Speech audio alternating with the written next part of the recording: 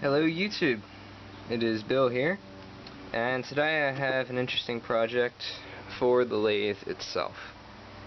I have a section from a crankshaft of a lawnmower engine that I've cut off here, and I aim to turn this into a Morse Taper 3 dead center for the headstock so that I can do more taper turning in the future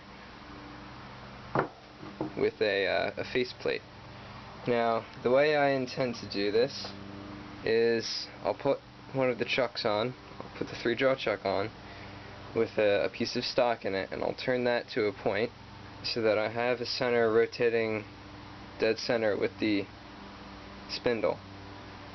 And then I'll offset the tailstock back here to cut the taper. Now, this came from a crankshaft. I believe it's some sort of cast iron, and this part has been machined, but it seems like tough stuff, so we'll see what happens when we make a taper out of it.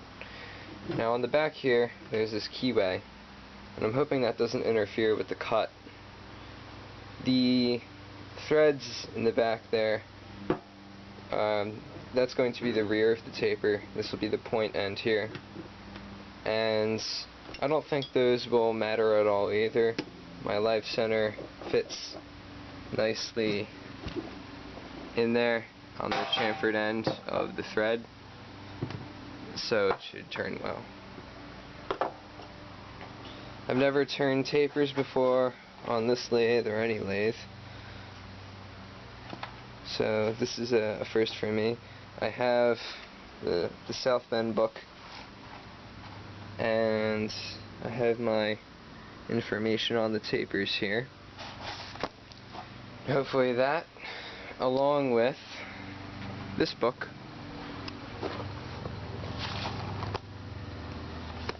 and their information on tapers, I will be able to turn one.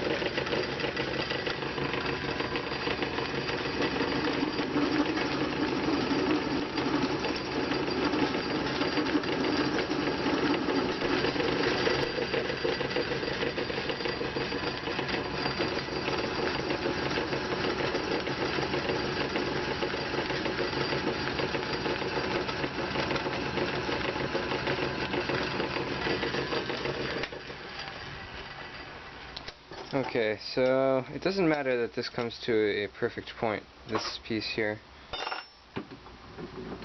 So we're going to test what we have,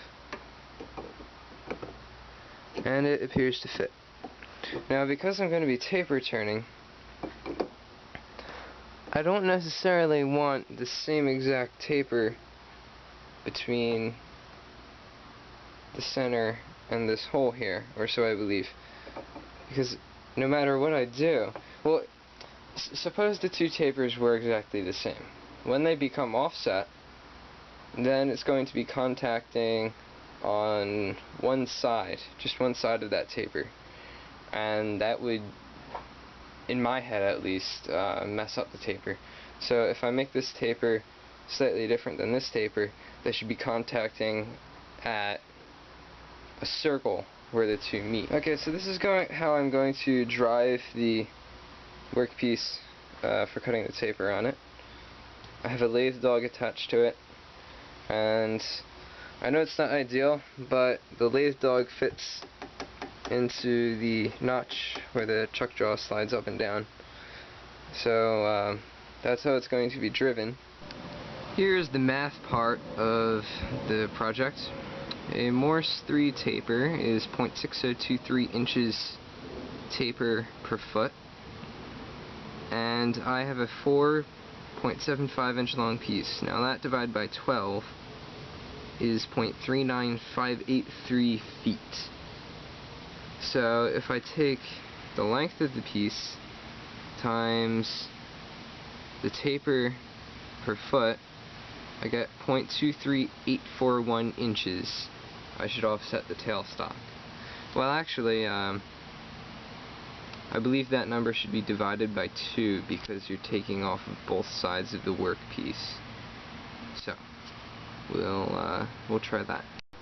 Alright, so the caliper is set, and now we just need to offset the tailstock by that much. Okay, so I have started the taper turning, and here's where I currently am. You can see the key right here has been cut into quite a bit at the edge here. It's nearly erased down that way. It's still about 1/8 of an inch deep here. The taper is supposed to go out to here, so I have to continue turning. First, I'm going to measure the width of this right now just to make sure that I'm in the right ballpark for the taper that I'm trying to get.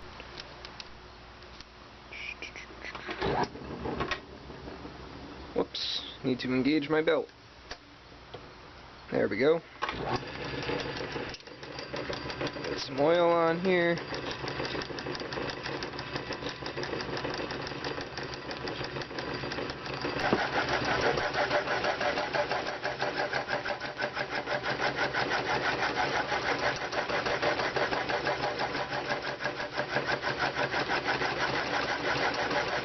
I'm wondering about the spiral pattern that seems to come up. Alright, so I finished up my turning, and I actually tested the taper in the headstock spindle, and it fits as tight as I can get it, I believe.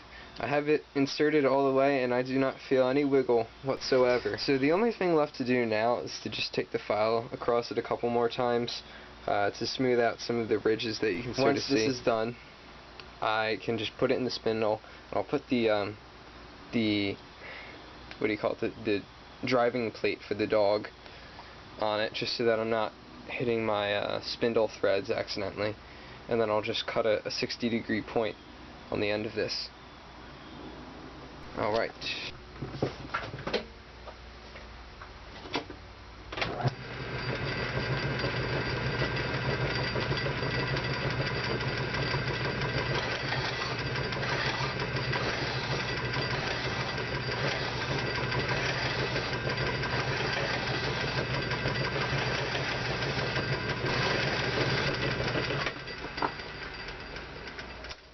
As I continue to file, I am making the high spots larger and larger. So of course I'm increasing the contact area between the taper and the spindle.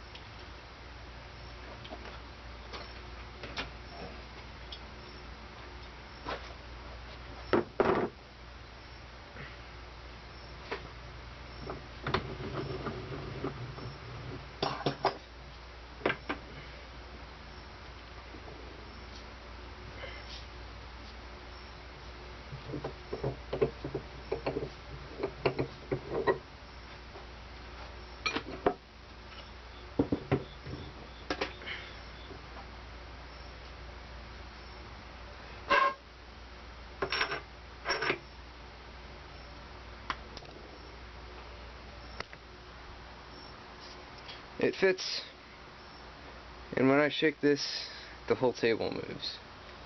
And the table doesn't even move that much because the table is pretty strong. Alright, here's a good trick for everybody to know. I have the driving plate for the lathe, and this lathe is from 1938, and I assume this plate is just as old. It hadn't been used in a long time, and the threads in it were filled with rust in a couple places, and you can't just go and put that on the spindle. That will be bad for the spindle. So you make a thread cleaning tool, and what this is, it's just a piece of welding wire that had all the flux had fallen off of it, and it sort of springs a little bit, and you spring that into the hole, and you just twist that around. And here's the other important part: the ends of it have been pointed a little bit. You just run it against a sander or something, the belt sander, and put a little 60-degree or so point on that, so that it fits in the threads, and when you spin it around it gets real deep in there and it cleans out all the junk for you. It's hard to do this with one hand, but you just spin that around, and then when you're done you just squeeze it together to get it out, and it scrapes out the rust. So you can see that there. It's clean all the way around. I've continued to clean the threads out of the driving plate.